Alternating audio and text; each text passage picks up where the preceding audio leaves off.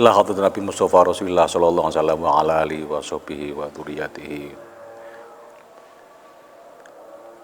khususan ila amil baswati wa sholih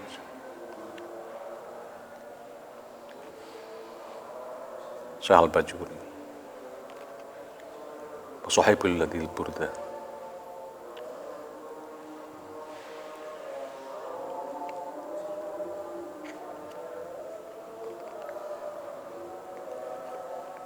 Walhamdulillah. Al-Fatihah. A'udzu billahi minasyaitonir rajim. Shiratal ladzina an'amta 'alaihim ghairil maghdubi 'alaihim waladdallin. Amin. Bismillahirrahmanirrahim. Qala al-mu'allifu rahimallahu ta'ala wa nafa'ana bihi wa bi 'ulumihi. Amin ya rabbal alamin. Bismillahirrahmanirrahim. Qala nazim. Astaghfirullah min qaulin bila amalin. Laqad nasabtu bihi naslan lidhi uqumin. Amartukal khaira lakin ma tamartu bih wa mastaqamtu fama qauli lakastaqim wala tazawwattu qoblal mauti nafilatan walam usolli siwa fardin walam asumi. Bismillahirrahmanirrahim. Astaghfirullah min qaulin bila amalin laqad nasabtu bihi naslan lidi ukumin. Jadi setelah kemarin kita membahas masalah bagaimana kita bisa mengendalikan diri kita dari nafsu dan dari setan, tentu kita tidak bisa selamanya bisa mengendalikan diri. Kalau kita bisa mengendalikan diri, tentu ada waktu, ada saat di mana kita tidak bisa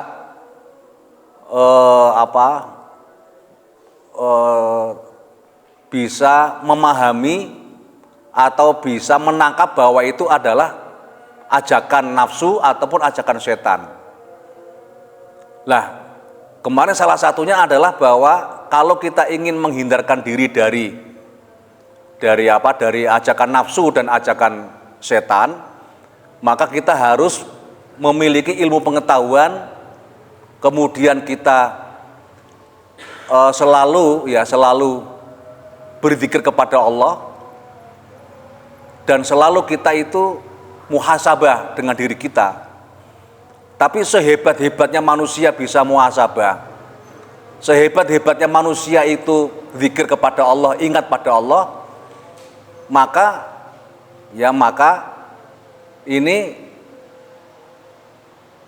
tentu manusia biasa itu mesti punya keterlenaan.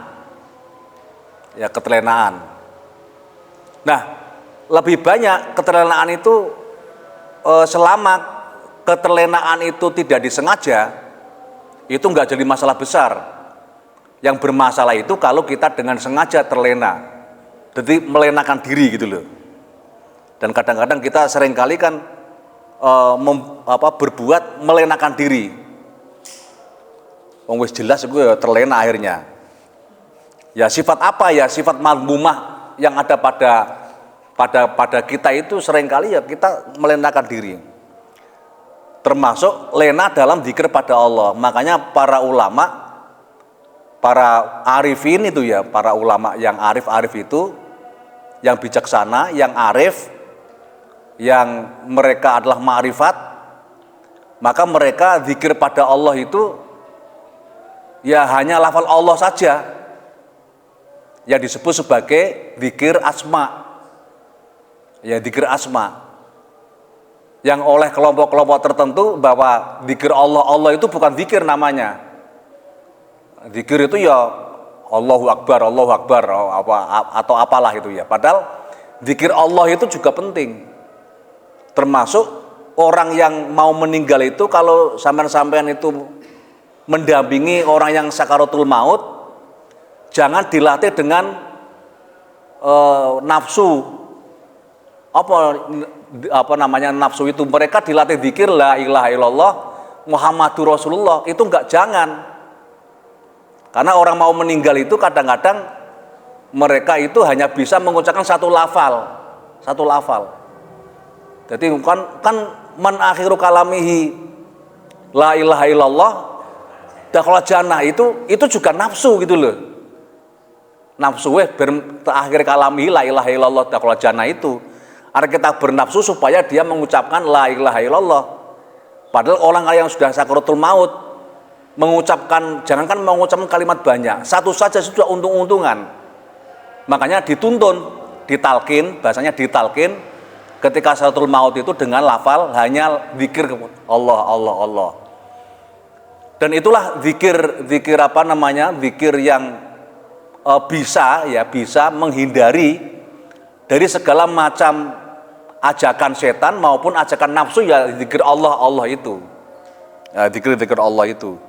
Karena kalau zikir Allah itu kita sesungguhnya lebih murni daripada zikir yang lain. Termasuk zikir, misalkan zikir yang Asmaul Husna yang lain. Ya, zikir Asmaul Husna. Itu lebih murni zikir Allah. Kenapa kalau zikir Asmaul Husna misalkan apa? Ya Latif, ya Latif, ya Latif. Supaya kita menjadi orang yang lembut itu ya. Ya itu kan ada tujuan. Ya ada tujuan. Apalagi dizikir ya Rozak, ya Rozak, ya Rozak supaya kita kaya gitu ya. Itu ada tujuan, itu enggak murni, itu banyak tergelincir oleh nafsu. Makanya zikir yang paling murni itu ya Allah, Allah, Allah, Allah itu. Itulah ajaran para sufi begitu-gitu. Ya para sufi, meskipun orang yang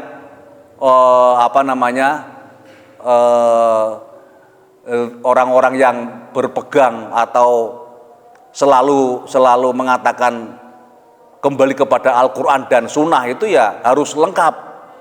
Allahu apa itu ya, Allahu apa itu ya. Nah itu bagi dunia sufi itu lebih bagus hanya zikir Allah. Ya Allah, Allah saja gitu ya.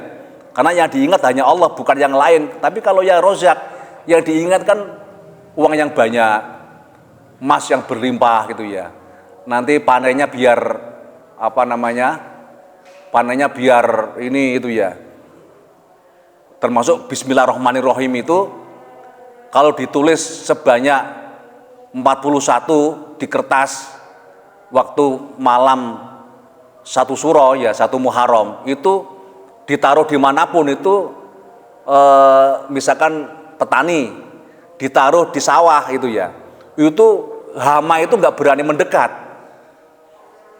Ini anak petani poga iki. Tapi kan wis kelewat, satu suro kan sudah sebulan yang lalu gitu ya. 2 bulan yang lalu. Sudah 2 bulan yang lalu. Itu kalau satu suro malam itu ditulis begitu ya, Bismillahirrahmanirrahim 41 kali dalam keadaan suci itu ya. Itu bisa menjadi penghilang hama. Mulai tikus, wereng itu ya. Pencuri itu sudah nggak berada di situ, dijaga oleh Allah. Tapi itu kan bertujuan. Kalau sesuatu yang bertujuan duniawi itu nanti akan mudah tergoda oleh yang namanya nafsu ataupun setan. Setan bisa mengenggokne. Makanya kata-kata wasrif gitu ya, wasrif an-nafsa itu menjadi salah satu bagian terpenting bahwa kita harus betul-betul menghindari godaan itu.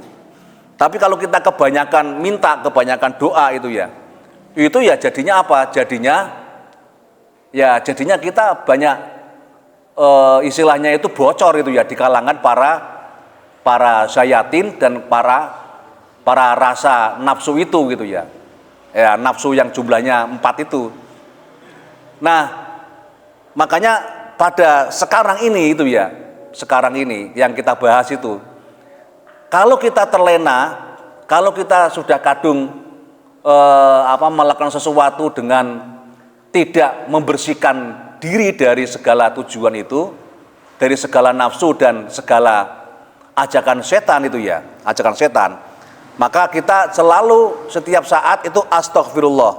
Ya, astaghfirullah berarti kita meminta ampun, astaghfiru nyuwun ngapura ingsun Allah ing Allah. Mingkaulin saking pengucap, bila amalin kelawan tanpa ngamalake, kelawan tanpa ngamal.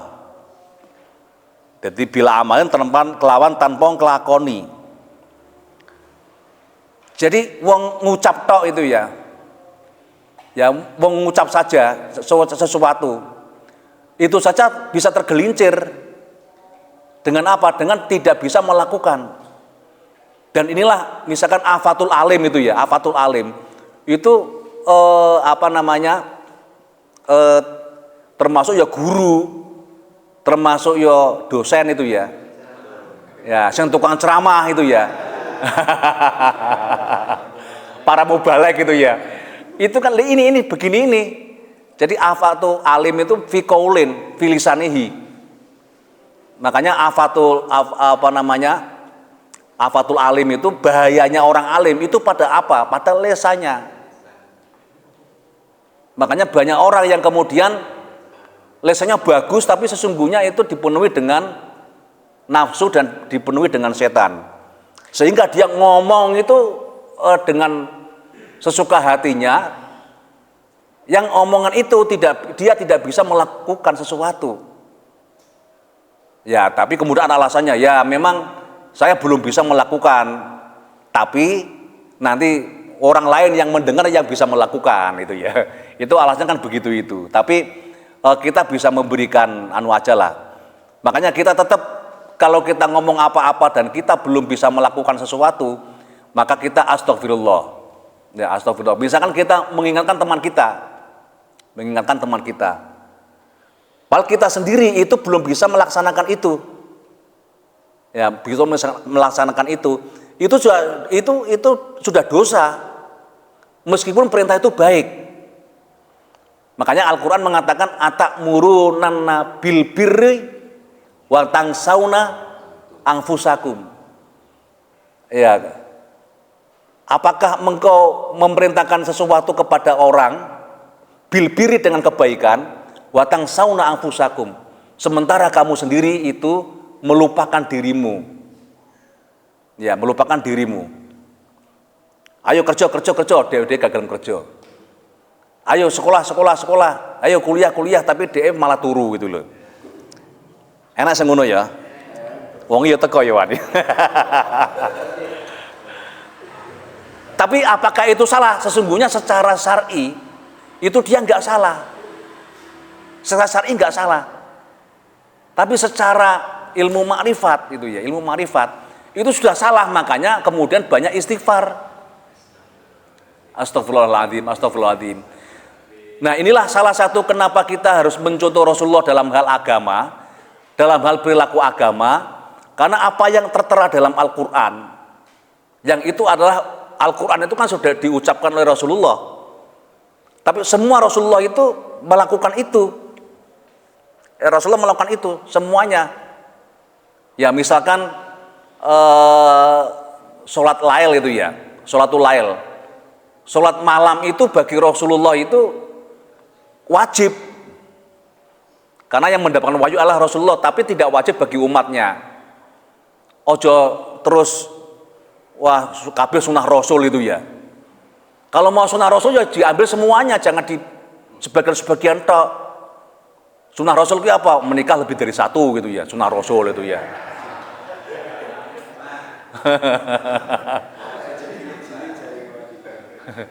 Piye sih?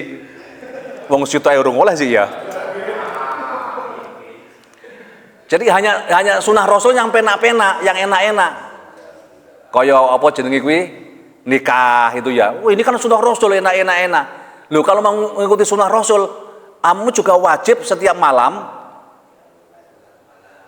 iya, sholat malam tahajud. Kalau mau mengikuti sunnah Rasul, wong begini ya gaple kayak. Ya tahajud ya apa namanya, bukan tahajud, ya melek bengi. Ya aku kan melek bengi sesuai dengan apa namanya, apa kuwi sing jenenge? Ya sunnah Rasul melek bengi. Ya melek mulu, melek gaple. Melek gaple. Utawa ngopi neng pingkang kono lho. Itu mulai bengi. Jadi bukan ininya, apalagi kamu kok seneng rondo-rondo to lho, Kanjeng Nabi yo cedinika yo rondo kabeh kok. Kan sunah Rasul kan rondo gitu ya. Ya iku sing penak-penak tok ngono lho. Sing gak penake gak gelem, dianggap gak sunah Rasul. Nek sunah Rasul, semua orang yang mengikuti sunah Rasul, jelas wajib hafal Al-Quran dan melaksanakan seluruh Al-Quran. Karena apa? Karena Nabi itu ya, seluruh kehidupan Nabi itu terekam dalam Al-Quran. Makanya ketika Sayyidina Aisyah ditanya, Rasul itu akhlaknya seperti apa? Maka jawab Sayyidina Aisyah apa? Kana khuluquhul Quran. Bahwa akhlaknya Rasulullah itu ya Quran.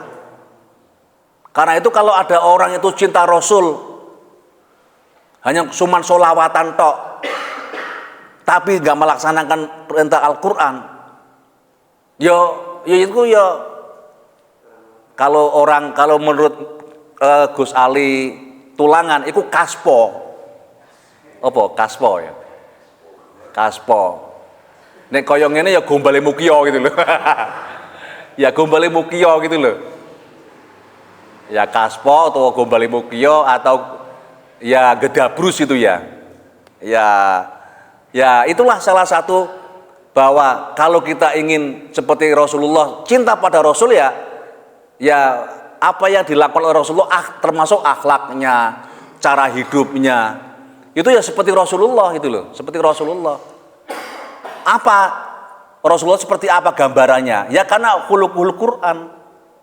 Ya akhlaknya Rasulullah itu ya Al-Quran. Karena itu semua perilaku yang tidak sesuai dengan Al-Quran sesungguhnya itu perilaku yang tidak sunnah Rasul.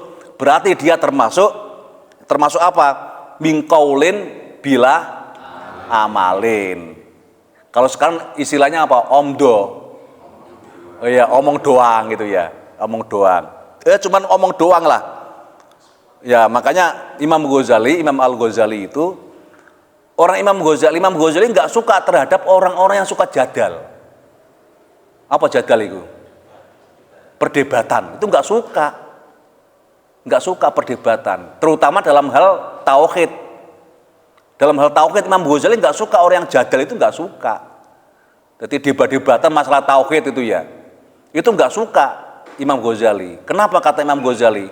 Karena kalau orang perdebatan tidak menjadikan orang itu baik, tidak menjadikan orang itu beriman, tidak bisa. Apalagi menjadikan orang lain itu, orang yang non muslim menjadi Islam, itu nggak akan. Tapi apa kata Imam Ghazali? Bisa menjadikan orang lain non muslim jadi muslim itu adalah pada perilaku orang muslim itu sendiri. Nah, perilaku itu ditetapkan oleh apa? Dijalankan oleh apa? Perilaku itu dijalankan oleh hati atau akal sehatnya, atau yang disebut Imam Ghazali itu kolbun. Itu yang mengendalikan kolbun. Nah, kolbun ini musuhnya banyak. Ada musuh kemarin itu musuh internal dan musuh eksternal. Internal itu namanya nafsu, eksternal namanya syaitan. Nah, dua-duanya sebetulnya sama. Makanya dikatakan pada bait terakhir kemarin, nazom terakhir kemarin, dua-duanya sama.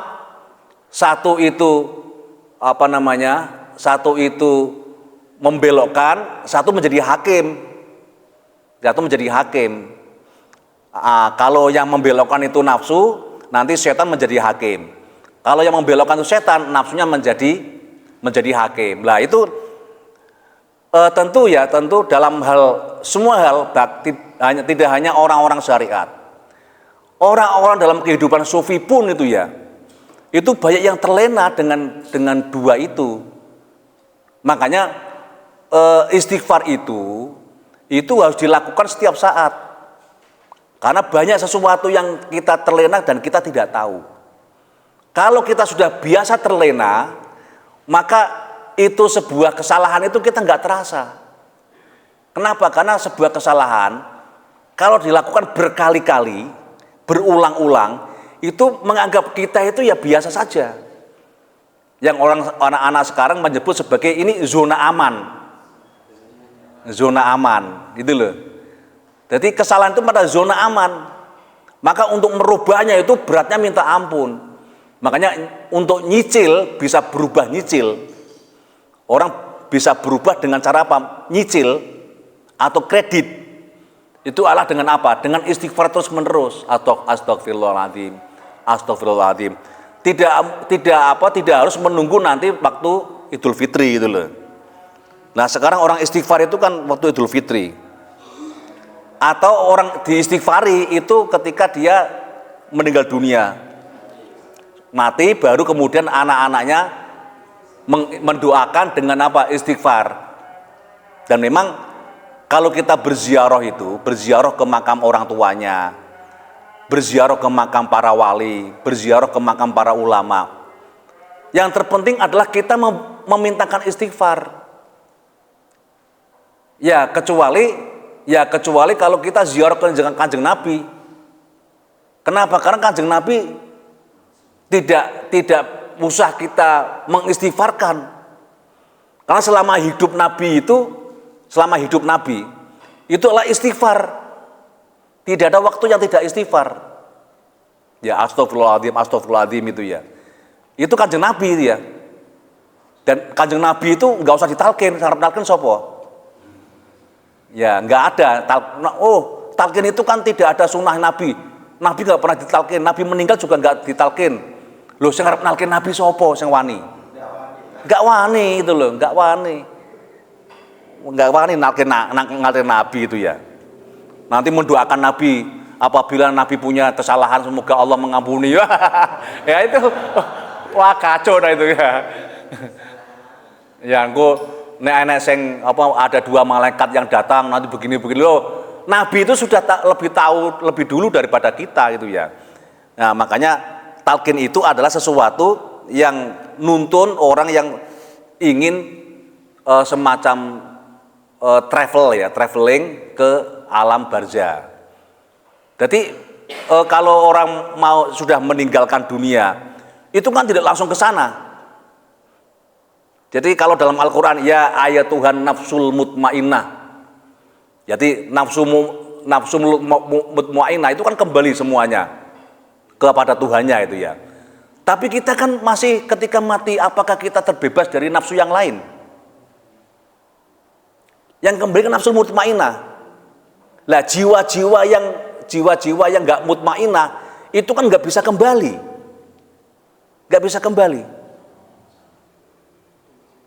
Ya, yang masih punya kesalahan baik sengaja maupun tidak sengaja, itu kan belum bisa kembali. Kemana mereka itu? Mereka tetap tertahan di alam barzah itu, ya menunggu semacam pengumuman nanti diterima atau tidak diterima. Tinggal sama jalurnya apa? Jalur SEPAN itu ya, atau jalur UMPTKIN, atau jalur mandiri kan itu kan. lah jalurnya itu ketika kita menggunakan 3 jalur itu, apakah kita itu lulus dengan sendirinya atau lulus dengan syafaat? Maksudnya lulus dengan syafaat itu apa? Dibantu oleh yang lain. Lah, ketika kita ujian misalkan, apakah kita itu ujian sendiri atau pakai joki gitu loh. Atau kita pakai joki. Atau kita membaca dulu soal-soal yang ada. Nah, atau kita dibacakan oleh seseorang. Itulah yang disebut sebagai talqin kan begitu itu. Jadi kita membantu seseorang untuk memasuki dunia yang baru, kehidupan yang baru. Nah, kehidupan yang baru. Sehingga ketika orang itu mau menghadap kepada Tuhannya, kan tidak semua orang bisa langsung menghadap Tuhan. Kenapa? Karena jiwanya itu ada yang tertahan. Ya, makanya dalam pemahaman Islam itu tidak semua jiwa manusia itu nanti langsung ke menghadap Tuhan, nggak bisa. Nggak sembarangan itu ya. Jangan menghadap Tuhan, menghadap orang-orang soleh saja, itu belum tentu bisa itu loh. Jangan menghadap soleh, menghadap mbahnya dulu yang bagus-bagus saja, belum tentu bisa. Misalkan bayi sampean dhisik enek sing dadi wali ngono ya. Wah, mbahku wali kok. Aku mesti nanti ditolong gitu ya. Wes ngawur ngono uripe ngono. Ketika mati sampean mau ketemu mbae yang ngomong, "Kamu anake sapa le?" Langsung ngono kuwi. Lho, bapakmu kok gak ngono dhisik le. Kamu kok ngono kuwi? Rumangsaku aku gak ngono e. Wajahmu kok ireng kaya ngono. Karena besok itu kalau di akhir kan sudah ada yang iswadat wujuhum gitu ya. Ada ibyadat wujuhum. Ada yang wajahnya itu putih mencorong gitu ya. Ada yang hitam gelap gitu ya. Wajah gelap. Rumangsane kok yo dhisik gak ngono kuwi. Wis gak iso kumpul awakmu. Resikno sik. Lah, karena sudah mati kan gak iso ngresiki dhewe. Sapa sing ngresiki? Ya sing ngresiki ya anake dhisik. Sing ngresiki anake. Apa? Yad'ulah au waladin solihin yad'ulah. Atau anak yang soleh yang mendoakan orang tua. Loh ini hadis loh. Masih ada orang yang percaya, orang yang nggak percaya bahwa doa itu sampai. Sekarang masih ada nggak? Ada. Katanya doa itu nggak sampai. Kata siapa? Wong itu hadis so idza mata ibnu Adam in qata'a amaluhu ilamin talasin sodakotin jariyatin. Sodakoh selamatan kita makan-makan. Ya makan-makan. Mulai telung dino, pitong dino, 40 hari, 100 hari, 1000 hari, kemudian khol itu ya. Loh, tapi Nabi dhisik kan gak enek waktu-waktu gini. Lah nek bendino ya remukno. Nek bendino kita sedekah begitu, kirim doa ya remukno. Makanya setelah waktu begitu itu untuk memperingati gitu ya, memperingati berapa harinya. Itu sebenarnya hanya waktu saja gitu ya. Tapi sedekahnya itu diniati sedekahnya itu, sedekah makannya itu atau sedekah yang lain itu pahalanya itu diberikan kepada orang tua yang sudah meninggal. Makanya nek tahlilan sing apik iku keluargane ya kudu melo tahlil, aja dadi panitia. Sing akeh kan panitia. Tahlilan keluargane anake ngono trimo tamu ngono kembis-bis ngono iki ya. Nangis-nangis itu ya. Terus matur suwun bar ngono ngobrol ning jaba. Padahal yang berkunjung itu adalah bertahlil semuanya, tapi dia cuma ngobrol tok. Iku keliru itu loh. Yang utama itu adalah anak. Mereka itu orang-orang itu membantu. Ya, membantu untuk mendoakan kepada yang meninggal itu. Nah, makanya yang kedua, sedekah jariyah au ilmin yuntafa'u bi. Ilmu pengetahuan.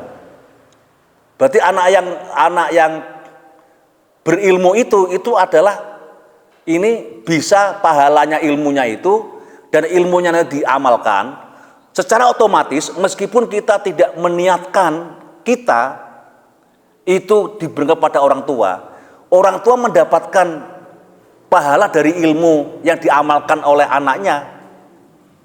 Makanya kalau menyekolahkan anak itu jangan medit-medit. Iki Mas Gofur ya anaknya aja dimesakne aja medit-medit ning pondok sedina disangoni 2000 ngono lho. Ya mesakne mergane kuwi pintere anak kuwi engko sing oleh pahala, ya termasuk orang tua. Kan mencari ilmu kan wajib. Jadi ketika orang tua itu memberi nafkah pada anak untuk sekolah untuk neng pondok, itu pahala bagi sampean. Tidak hanya ketika sampean masih hidup gitu ya, tapi ketika kita sudah meninggal pun kita tetap dapat ilmunya anak itu gitu loh. Makanya salah satu untuk menjunjung orang tua adalah anak itu pinter, berilmu. Itu menjunjung derajat orang tua, bukan derajat di dunia, tapi derajat di akhirat kelak. Dan yang ketiga adalah awaladin solihin yad'ula. Lah ini sesungguhnya yang namanya doa yang sampai ke orang tua itu, doa itu apa sih? Memohon. Nah, doa itu tidak hanya pada sisi ucapan. ya Allah, muga-muga wong tuaku mlebu surga. Enggak begitu. Makanya disebut sebagai anak soleh. Jadi di situ kan ada, berarti kan ada anak yang baik itu adalah satu, anak yang berilmu, berarti kan alim. Yang kedua adalah anak yang baik atau anak yang soleh. Alim dengan soleh itu dua hal yang mirip tapi berbeda. Ya, mirip tapi berbeda. Jadi soleh itu adalah seseorang yang bisa mengamalkan sesuatu. Tapi ini alim mengerti sesuatu. Jadi mengerti sesuatu dan melaksanakan sesuatu. Itu beda. Contoh sudah berkali-kali saya contohkan Nabi Ibrahim itu ya. Nabi Ibrahim itu ya alim. Karena dia akalnya bekerja. Misalkan proses Nabi Ibrahim mencari Tuhan. Dia melihat matahari, oh itu mungkin Tuhan. Ketika matahari tenggelam, mosok Tuhan tenggelam. Melihat bulan malam hari, oh mungkin Tuhan itu gitu ya. Tapi kemudian rembulan itu tenggelam, Tuhan nggak mungkin tenggelam. Bintang-bintang juga seperti itu. Ketika pagi hari bintang-bintang hilang semua, nggak mungkin bintang-bintang itu adalah Tuhan karena berubah. Maka kemudian memutuskan bahwa ada satu zat yang di dunia ini itu yang kemudian ada Tuhan di balik itu semuanya. Ya, nggak tahu dulu Nabi Ibrahim namanya apa, tapi dalam Al-Qur'an ya Allah itu ya, karena sudah dalam bahasa Arab kan. Dulu zamannya Nabi Ibrahim mungkin bukan Allah namanya, ya, karena nama Allah itu adalah bahasa Arab. Nama Allah itu bahasa Arab. Jadi orang-orang menyebut ya Allah itu ya orang Arab. Kalau orang Ibrani, bahasa Ibrani menyebutnya bukan Allah, Yahweh itu menyebutnya Yahweh. Nah, ketika seorang Nabi Ibrahim itu bertuhan dengan menggunakan cara berpikir, berarti Nabi Ibrahim itu adalah seorang yang alim. Nah, tapi Nabi Ibrahim adalah orang yang soleh. Karena orang pertama yang menyuguhi tamu, menghormati tamu, itu Nabi Ibrahim. Nabi Ibrahim itu tidak mau makan ketika belum ada tamu yang datang. Jadi Nabi Ibrahim itu orang yang tidak pernah makan sendirian, mesti kudu enek barengane, enek tamu. Jadi dilalah wong ngono kuwi biasane enek tamu teko baru bisa makan. Tapi nek gak tamu yo gak mam. Nah, kemudian Nabi Ibrahim itu adalah orang yang soleh, karena soleh itu kelihatan dia secara sosial. Jadi tahu tentang kebaikan dan dia melaksanakan kebaikan itu. Itulah Nabi Ibrahim. Makanya Nabi Ibrahim ketika berdoa, ya Allah, jadikanlah anak saya itu memiliki keturunan yang menjadi imam-imam besar itu ya.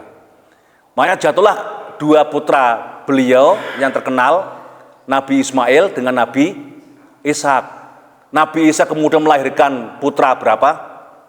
12. Nabi Ismail juga melahirkan putra 12. Yang dalam Al-Quran itu didoakan bahwa Nabi Ismail, karena Nabi Ismail itu kan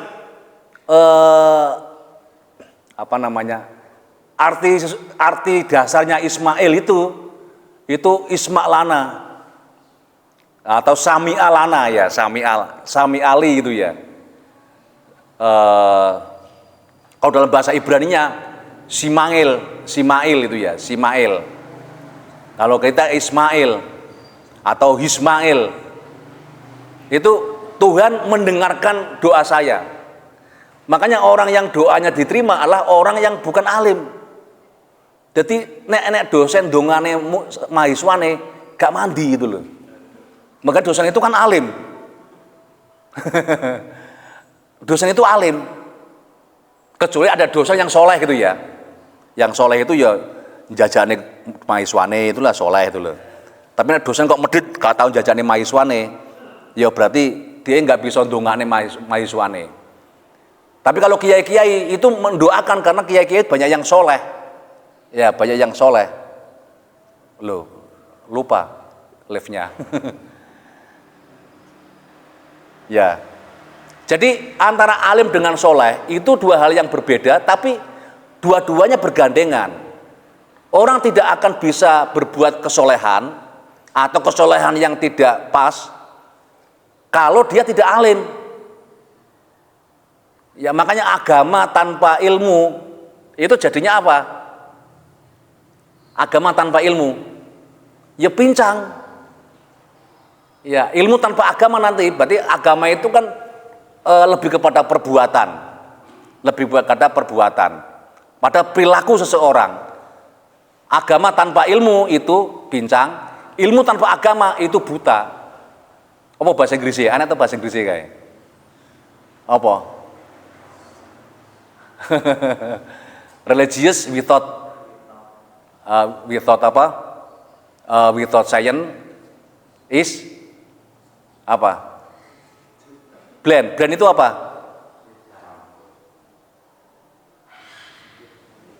Ya blind itu pincang tadi itu. Tapi kalau ilmu tanpa agama, blank spot itu ya, buta. Ya, blank spot itu ya. Jadi buta. Nah, yang bisa menurunkan, yang bisa doanya diterima Nabi Ibrahim itu bukan karena ilmunya Nabi Ibrahim, tapi karena apa? Karena kesolehannya Nabi Ibrahim. Makanya kita selalu semoga kita bersama orang-orang yang soleh. Lebih utama mana? Sama-sama utamanya. Orang kok soleh tok gitu ya. Ya dunya sepi. Orang nggak dinamis, soleh tok wis jarno ae. Ya jarno ae. Lho iki apa jenenge kuwi? Oh.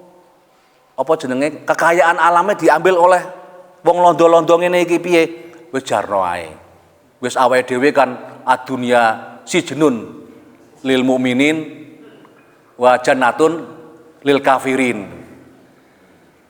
Ya wal akhirah itu sijnul lil kafirin wa jannatun lil mukminin. Itu kan yang memang ada hadisnya. Dan itulah yang didengung-dengungkan oleh yang namanya dulu zaman Belanda dulu itu seneng ogrunya. Wis kiai-kiai gak usah ngurusin donya. Kiai-kiai gak usah ngurusi politik. Kiai-kiai gak usah ngurusi ekonomi. Kiai-kiai ngurusi orang yang beragama. Artinya apa? Bab duniawi itu dikuasai oleh Belanda. Makanya kenapa Belanda bisa berkuasa sampai 350 tahun? Karena kena doktrin orang Belanda seperti itu. Doktrin oleh Belanda. Ya kena poga iki nggo. Kebencian enggak terhadap Belanda iki nggo. Gue jaga kebencian terhadap Belanda itu ya. Suku dan ras dan bangsa itu ya. Nah, karena itu konsep itulah yang memang bagus, tapi tujuannya bukan itu. Supaya apa? Supaya kemudian orang-orang Islam terlena terhadap masalah-masalah keduniawiaan. Padahal Islam itu mengajarkan wala tangsa nasibaka minat dunia.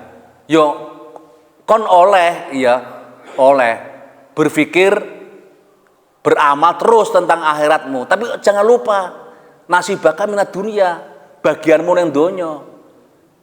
Ya makanya dulu Nabi Ibrahim ketika mendoakan Mekah itu adalah bahwa nanti anak cucu kami yang mukmin saja yang diberi rezeki. Kata Tuhan apa? Ya enggak, mereka juga sama. Soal dunia semua sama. Makanya hukum persoalan duniawi itu semua sama. Jadi jangan ada misalkan pemahaman bahwa teknologi itu milik orang kafir, enggak ada. Enggak ada teknologi milik orang kafir, enggak ada. Ilmu itu milik orang kafir. Kita belajar biologi. Kita belajar ilmu fisika. Kita belajar ilmu kimia, katanya jangan gak usah belajar itulah. Itu ilmunya orang kafir. Wong belajar matematika, dulu kan dianggap ilmunya wong kafir, nyapa diajarkan.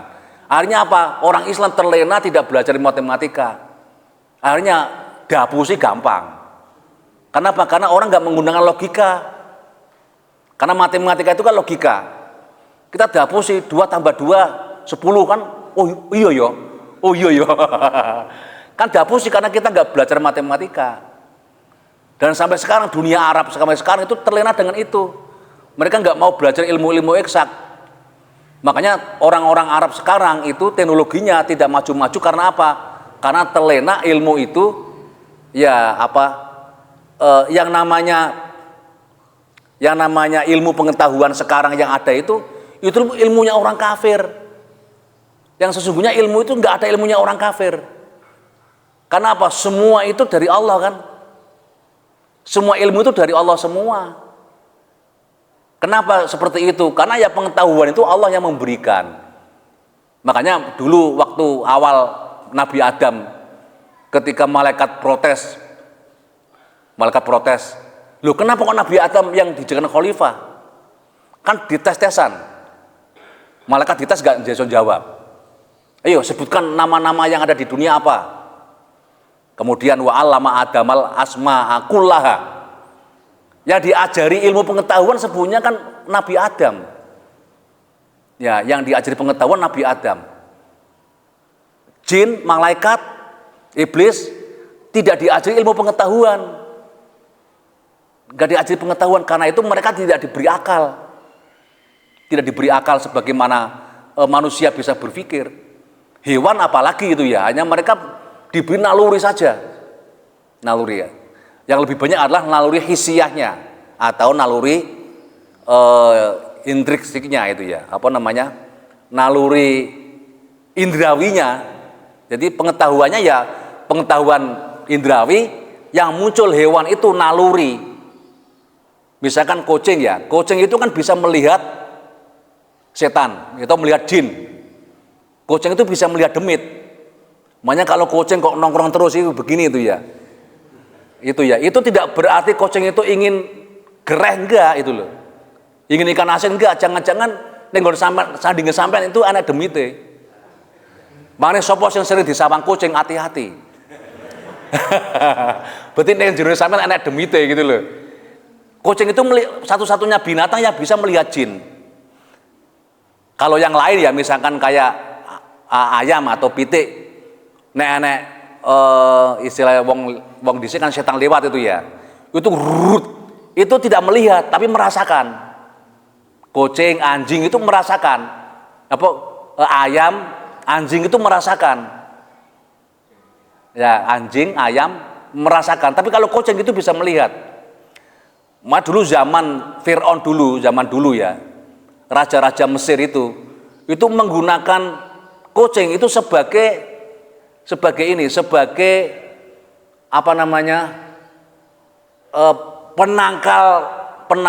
penangkal sihir, sebagai penangkal sihir.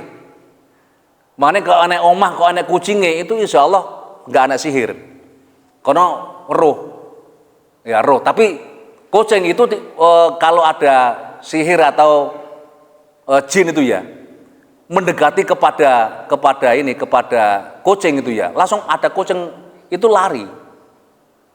Sakjane itu ya, kalau sampai melihat yang namanya demit itu ya atau jin itu ya, itu nggak usah lari. Disawangi mereka juga izin. Pemane anak wong weruh itu izin. Dan kalau dengan kucing itu takut. Kenapa? Bagi jin yang asli bentuknya jin itu kan kecil. Bentuk aslinya jin itu kecil. Jadi neng Samsul Ma'arif ada ya, kitab Samsul Ma'arif nanti ada penjelasan jin itu seberapa besarnya. Jin itu tidak lebih dari 10 cm. Itu bentuk aslinya ya, jin itu 10 cm.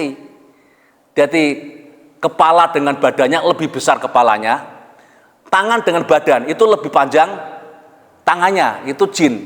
Gilani jin itu. Ya, itulah bayangan orang Amerika itu seperti alien. Dan kecil, 10 cm nggak ada lah. Kalau kucing berapa senti kucing itu? Jadi kalau misalkan kucing nabrak jin itu ya ketabrak deh ya remuk. Makanya begitu ada kucing, jin demit itu melayu. Mana nek iso iku omah iki enek kucingnya itu loh. Omah kudu enek kucingnya. Itu lari semua itu ya. Sampai mbae kucing, kakangnya kucing apa jenenge? Macan itu ya. macan nggak punya kemampuan seperti kucing.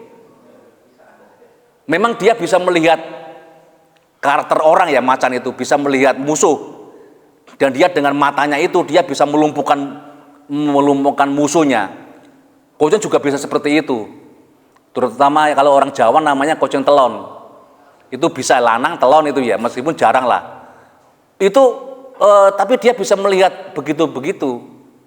Makanya orang memelihara kucing itu jadi sesuatu yang baik. Makanya ada hadis atau apa itu, ada seorang perempuan kemudian masuk neraka gara-gara dia menyiksa kucing itu loh. Karena kucing itu sahabat Nabi, kucing sahabat Nabi, dan itu dalam orang Jawa juga sama.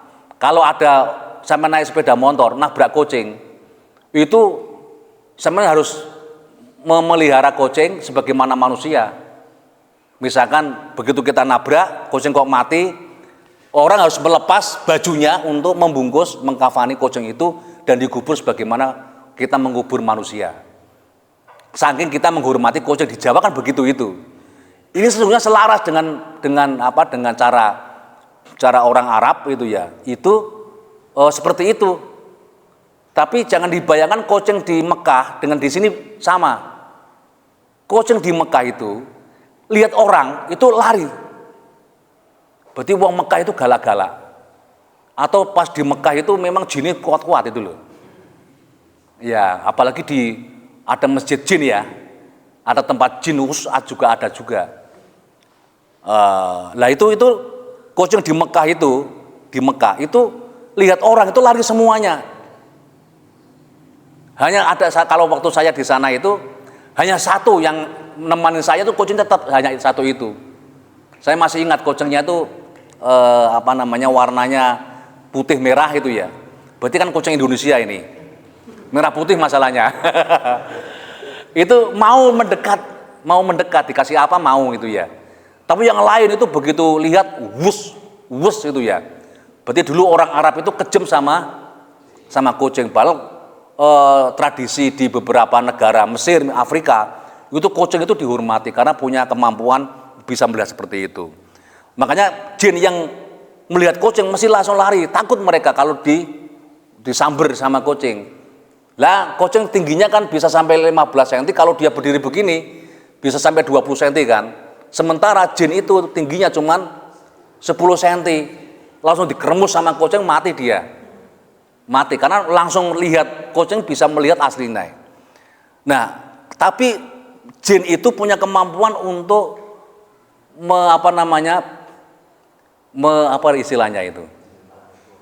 mentransformasikan diri. Transformer itu ya.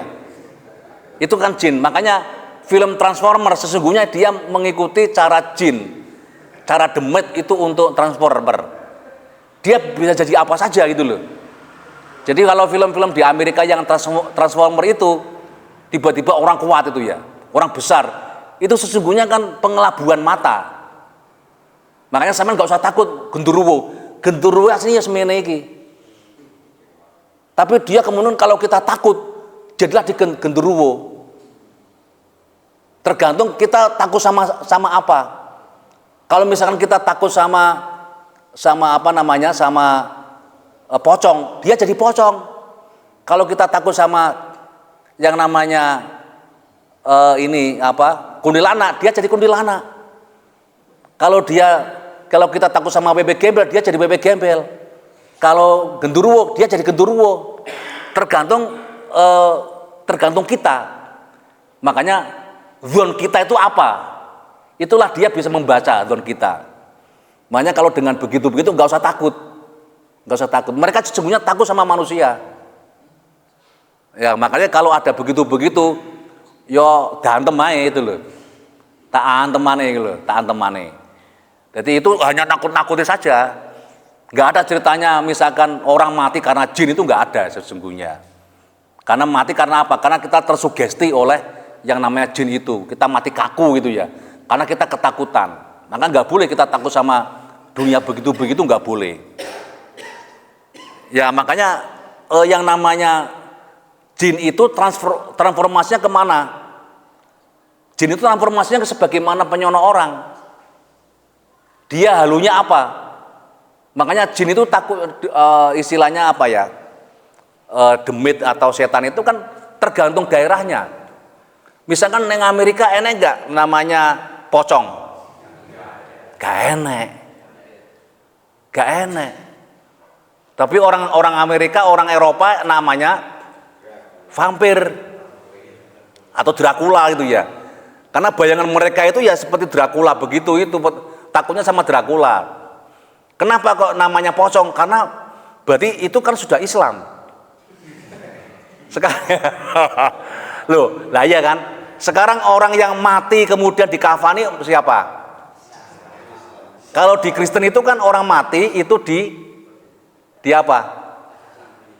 Dirias seperti orang mau kondangan. Pakai jas, pakai dasi, kacamata. Kemudian kalau di Cina itu nanti kesukaannya apa? Misalkan kesukaannya mobil Mercy, nanti dibelikan mobil-mobilan Mercy, disertakan kan begitu kan. Dia sukanya apa? Sukanya rumah gedung, buatkan rumah-rumahan gedung gitu ya. Makanya mereka kan lama itu antara meninggal dengan pemakamannya kan lama itu. Karena untuk itu sukanya apa terus dituruti semuanya. Nah, makanya yang namanya jin itu ya tergantung bagaimana kebiasaannya kita. Di Cina itu filmnya apa namanya? Vampir ya, vampir itu. Kalau di Barat namanya Dracula macam-macam. Di Jawa itu yang paling banyak. Demit paling akeh nang Jawa. Ono. Lah yo, enek sing jenenge wewe gombel, genderuwo, kemamang, terus pocong, kuntilanak, mak blorong, nyai blorong, terus apa meneh? Siluman ular gitu ya. Karena bayangan kita itu ya begitu-begitu sesuai dengan daerahnya. Ya kalau di Arab hanya satu jin itu, yo jin tok iku. Apapun wujudnya ya jin itu. Jadi nggak ada orang di Arab sana ditunjukkan seperti misalkan kayak wewe gombel, nggak ada itu di sana itu, nggak ada. Langsung disesatkan gitu aja lah. Itu biasa, orang sana biasa disesatkan. Itu biasanya yang disesatkan begitu ya tergantung orangnya gitu loh, tergantung orangnya. Orang kok sebelum haji itu sombong, nggak mungkin saya nanti sana tersesat. Begitu ke sana disesatkan sama dunia jin begitu itu, disesatkan. Tapi itu jin ya, bukan nanti disesatkan oleh malaikat, enggak, itu jin itu loh. Karena setan apa malaikat tidak pernah menyesatkan manusia. Itu mesti dunia jin itu ya. Makanya ada orang kemudian tiba-tiba cari pondokannya itu sudah lupa di mana jalannya. Itu kan yang paling banyak jamaah haji kan begitu itu. Tapi ada juga yang karena memang secara psikologis itu ya sudah tua-tua, sudah pikun itu ya. Tapi banyak juga yang tidak seperti itu gitu ya. Karena ada kawan saya itu ketinggalan waktu di Gunung Uhud. Jadi di Jabal Uhud itu perasaan dia itu diajak oleh ketua regu. Nah, diajak untuk membeli kurma gitu loh, membeli kurma. Kurma itu harganya kan paling kan 20 real. Nah, 20 real. Uangnya 50 real. Begitu mau membayar itu ya, temannya sudah nggak ada. Padahal katanya baru saja turun itu loh. Baru saja turun. Begitu dia nengok ke bis sudah pulang. Bis sudah pulang.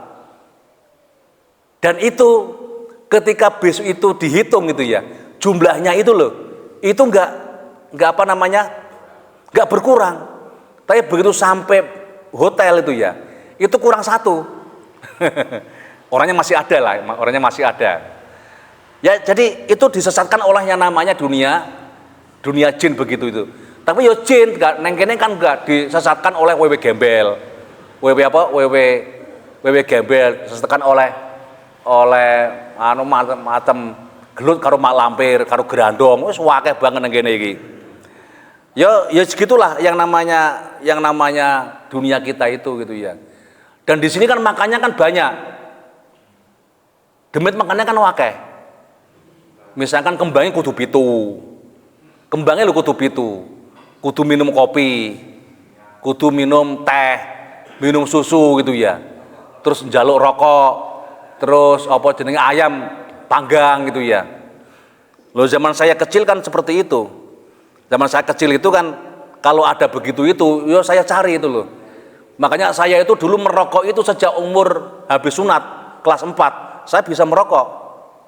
Kenapa? Karena rokok itu rokok sajen itu loh.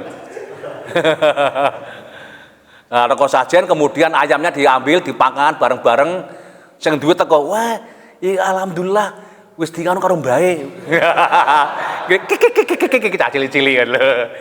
Tapi yo jadi cacil gak duwe dosa ya zaman semono. Yo seneng-seneng ae itu loh. Katanya itu kan diambil sarinya. Yo enggak yo panggah enak kok.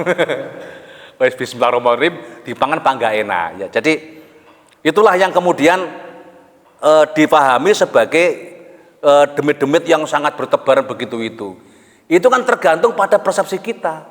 Pada persepsi kita. Lah apakah itu namanya setan? Bukan, sebetulnya itu namanya jin. Jadi jin itu hanya nama, dia bisa berubah sesuatu ya. Dia bisa berubah sesuatu dan dia tidak terikat oleh jenis kelamin.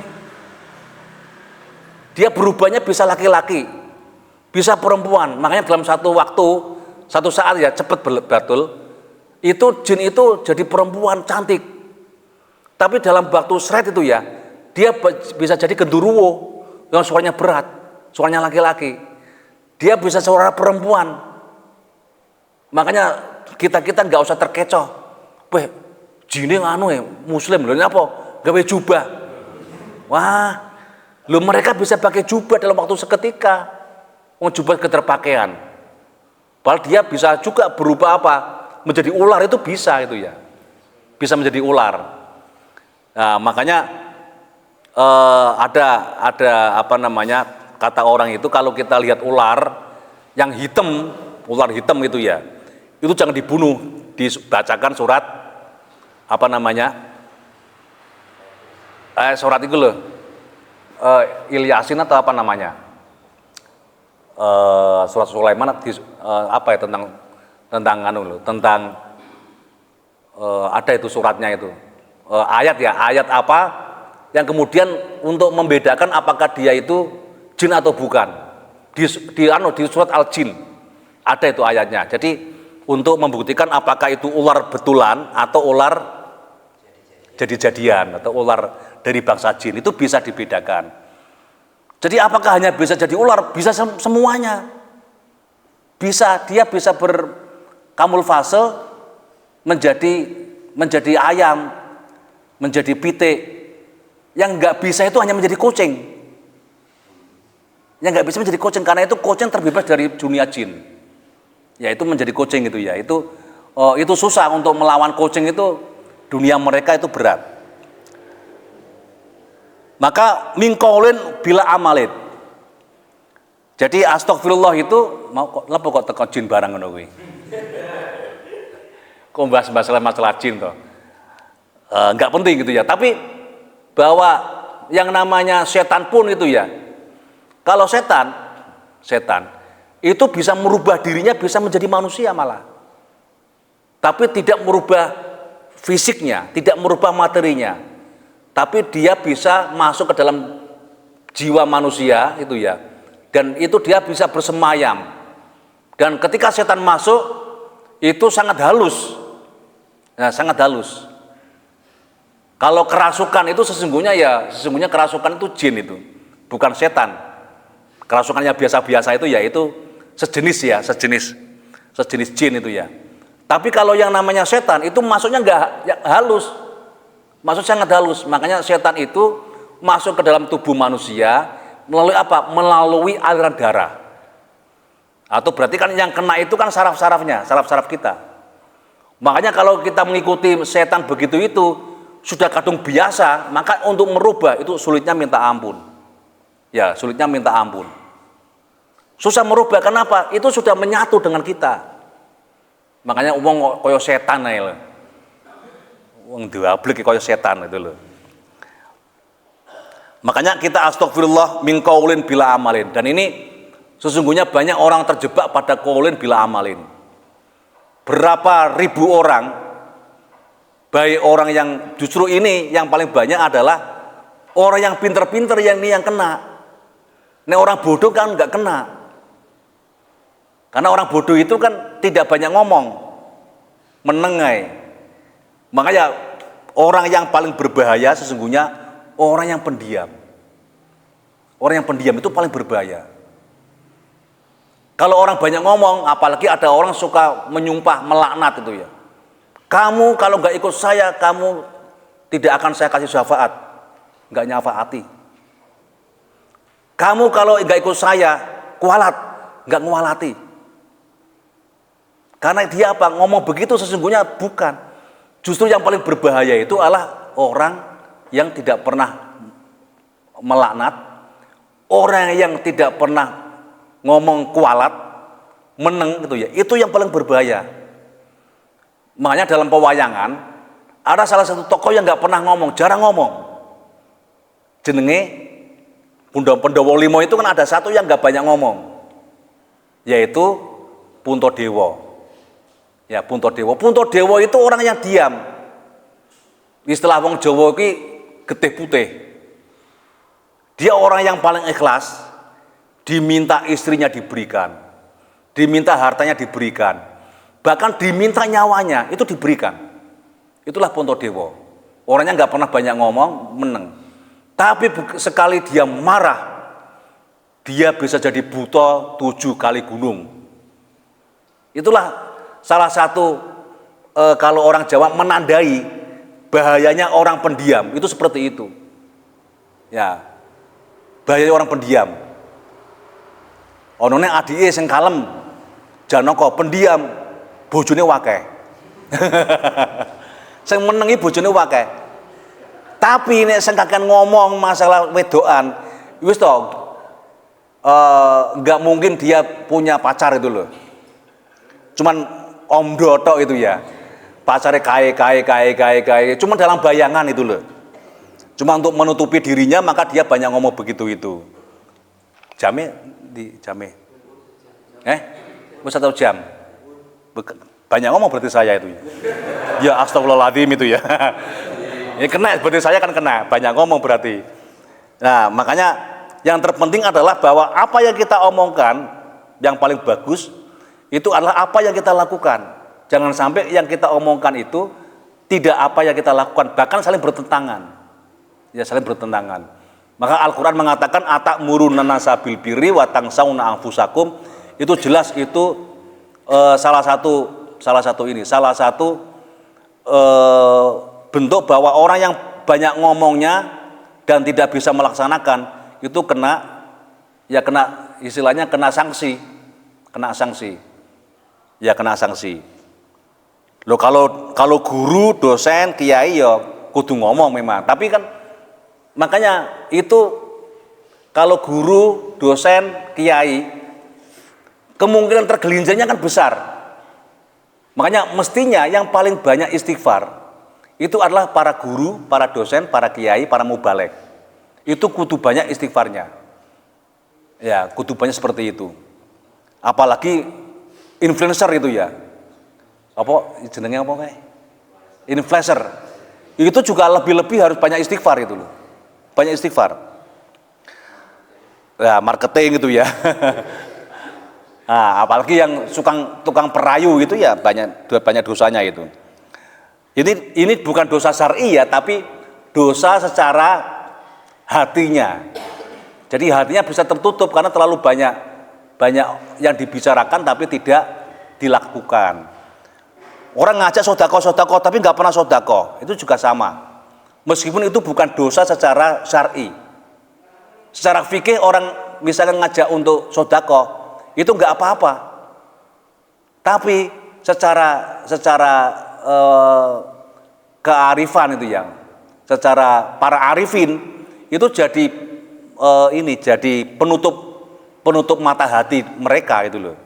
Makanya jangan terlalu banyak menjanjikan sesuatu kepada seseorang. Meskipun dengan kata-kata insya Allah.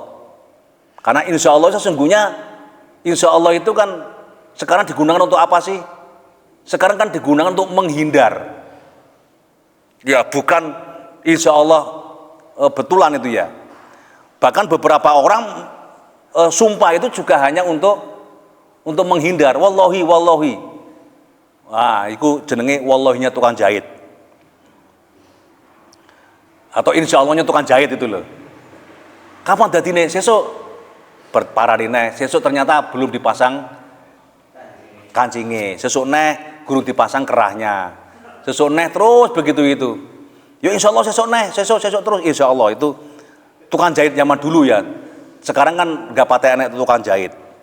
Kenapa? Karena baju sekarang semua sudah belinya sudah jahitan. Gak enak bocah saiki tuku jahit kan gak enak wis. Gak enak ya? Gak ada, tapi semua sudah jadi. Lakot nasabtu binaslan lidhi ukomin. Lakot nasabtu. Jadi temen ambangsaaken ingsun. Bihi kelawan si kaul laslan. Lasan kelawan nasabtu naslan ing nasel ing keturunan naslan ing keturunan ing nasel jadi anak putu itu nasel lidi ukumin kaduwe kang anduweni hukum iku mandul gabuk apa istilahnya nek wong Jawa Tengah gabuk ning kene apa mandul bahasa Indonesia atau neng nggon kewan jenenge majir apa oh majir neng kene neng nggonku majir wedhus kok gak matang-matang itu namanya wedhus majir ngene iki wedhus majir itu ya apa majir neng kene oh neng nggonku majir itu ya beda karo ir tok ae tapi intinya podo berarti podo karo kita itu mengatakan bahwa itu turunan saya, tapi sesungguhnya dia mandul. Tadi orang yang kaulen bila amalin, podo karo ngomong tanpa amal, podo karo wong iku ngakoni iku anake tapi jane mandul itu loh. Ya berarti kan bohong, membohongi diri gitu loh. Atau orang menasabkan ngaku bapake itu ya, ngaku bapake, wong bapake mandul kok ngaku bapake. Utawa ngaku bapake tapi gak rabi itu loh. Ya, itu namanya ya lakot nasabtu bihi naslan lidhi ukomin. Dan lidhi ukumin itu ya. Jadi orang yang mandul itu jelas gak punya anak kan? Maka orang gak boleh ngaku-ngaku punya keturunan, ngaku-ngaku punya anak. Ngaku punya anak. Itulah yang pada saat dulu Rasulullah itu karena wafat putra-putranya wafat. Sayyidina Qasim, Sayyidina Ibrahim sama Sayyidina Toha itu meninggal, maka orang-orang kafir Quraisy itu ngelok-ngelok nih. Ya Muhammad, kamu nggak punya keturunan. Abtar itu terputus keturunanmu. Kalau hukum itu kan mandul, berarti kan memang nggak punya anak. Lah bagi orang-orang Arab, kalau orang itu nggak punya keturunan laki-laki, itu sama dengan abtar, terputus keturunannya. Nah, padahal karena orang Arab itu nggak mengakui bahwa dari ibu itu nggak diakui sebagai keturunan itu loh. Tapi itu kan bukan ajaran Islam. Ya, makanya kemudian Nabi mengatakan ilah Hasan wal Husain. Ya, jadi ilah Fatimah.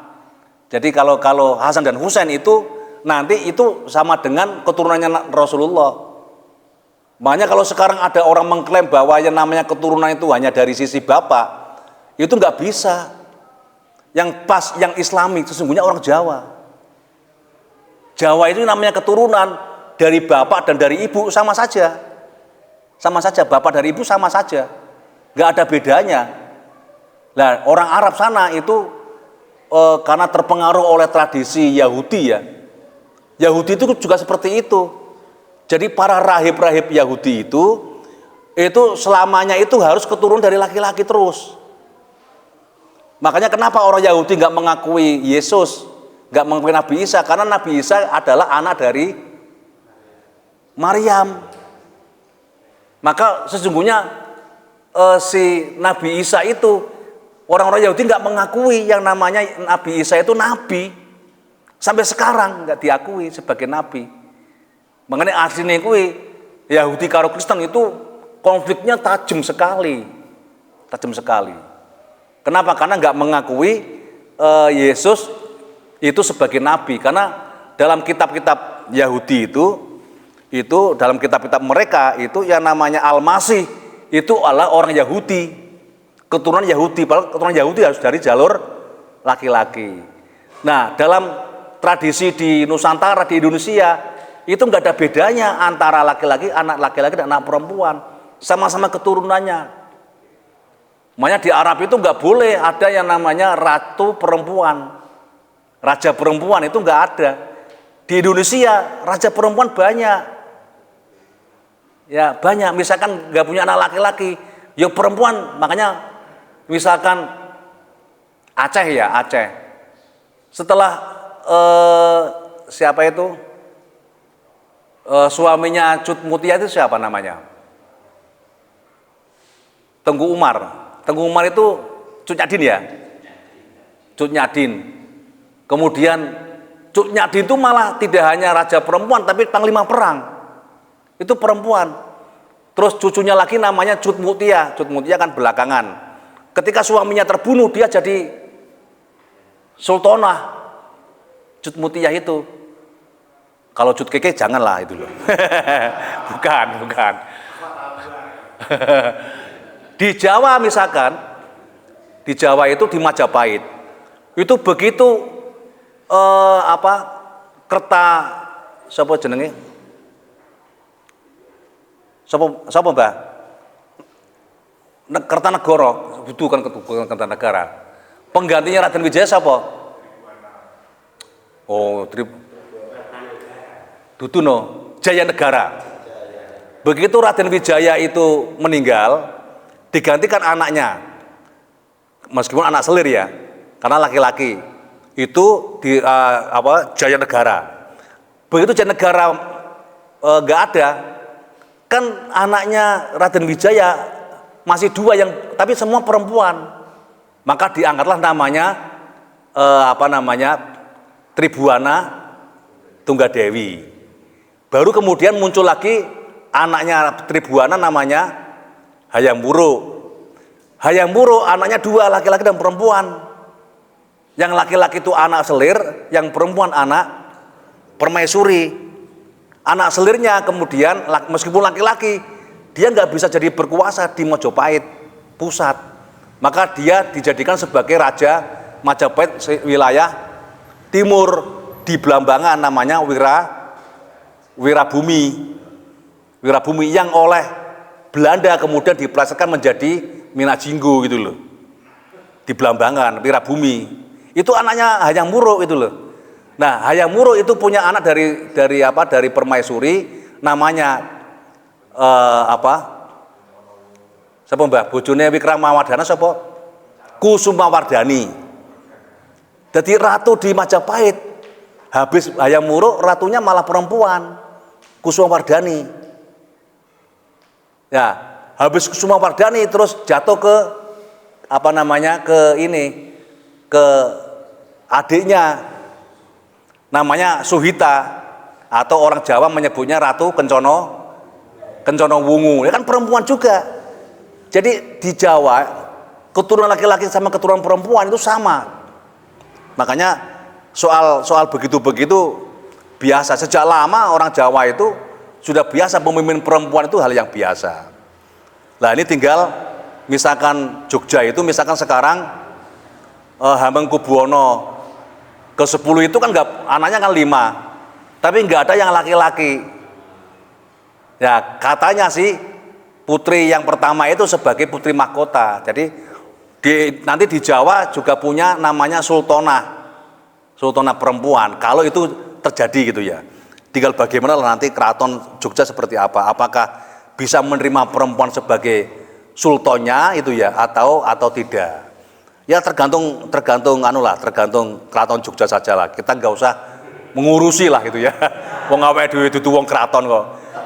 Iya, awake dhewe kiai dudu, raden yo dudu, tumenggung yo dudu gitu ya. Ya, nggo nek Mbah Cito ya mbuh raden sapa. Nggo aja Mbah Cito itu Raden Ayu gitu ya. Jadi Raden Ayu itu bisa menjadi sultanah. Jadi sampai mungkin berarti kan nanti Hamengkubuwono apa jenenge? Sultanah Hamengkubuwono. Atau karena perempuan Hamengkubuwani gitu.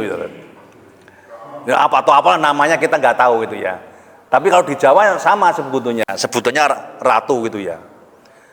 Nah makanya orang yang banyak cakapnya, banyak kalam itu tergelincir nanti tidak bisa melakukan sesuatu, laksana seperti orang yang tidak punya anak tapi ngaku punya anak, orang yang tidak punya keturunan gabuk gitu ya, atau majer itu tapi ngaku punya anak. Dan itu kan makanya astagfirullah gitu ya, kita seringkali banyak istighfar. Dan doa atau yang paling baik itu doa itu ya istighfar itu, apalagi doanya mendoakan orang yang sudah meninggal itu lebih baik mendoakan istighfar. Dan saya ingatkan kalau ke makam, kalau kuburan jangan sekali-kali misalkan meminta berkah, itu jangan. Karena di kuburannya orang-orang wali pun itu ya, itu dikelilingi oleh para jin-jin tadi itu yang akan menggoda kita. Jadi kalau kita misalkan ngrasa ketemune dudu karo sing kuwi, ya jin iku sanemoni. Wah, aku diwani-ake, sing ngawi-ake lho jin. Diwani-ake, diwani merah delima, isine ya jin iku ngono lho. Dan iku jin iku melok menungso ya seneng itu loh jin itu. Ya, tapi ojo lali, akhirnya itu menggoda kita semuanya. Yo kadang-kadang ya jin itu bisa mendo-mendo atau bisa nyurupani wong sing apik ngono ya, gawe jubah, gawe jenggot, macam-macam. Itu jin begitu itu.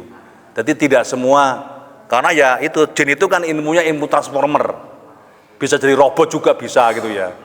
Bisa jadi orang cantik, bisa jadi orang galak, ya tergantung orang itu seperti apa maunya. Wallahu a'lam bishawab. Al-Fatihah.